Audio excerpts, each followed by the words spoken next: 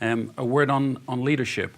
I think for everybody, leadership is and should be different, because ultimately for leadership to be successful, it must be authentic. But a few of the things that maybe I've learned and that work for me, I think the key is, once you understand your purpose, is then to inspire and enable in equal measure.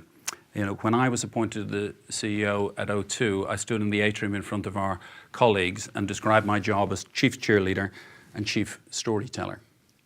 And I still think that is the best description of my role.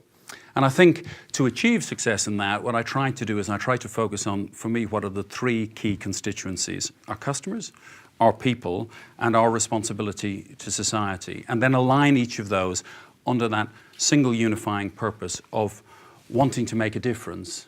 And for me, wanting to make a difference by helping people to be the success that they deserve to be. So if I touch very briefly on those three elements. For customers, as Anthony said, as a brand and paid for brand, we serve more customers in the UK than any other brand in any category. But it's really important for a business that serves 23 million customers to be consistently in touch with the customer, not just as your role as a service provider, but actually be in touch with your customers in all aspects of their lives.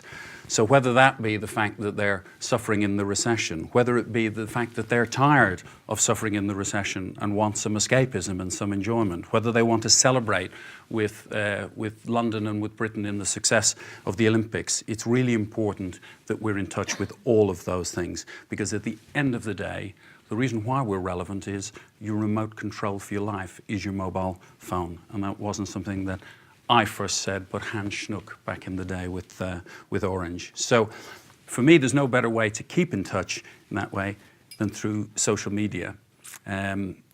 I'm one of the CEOs who is actually on Twitter, and they are my tweets for good or ill, not anybody else's.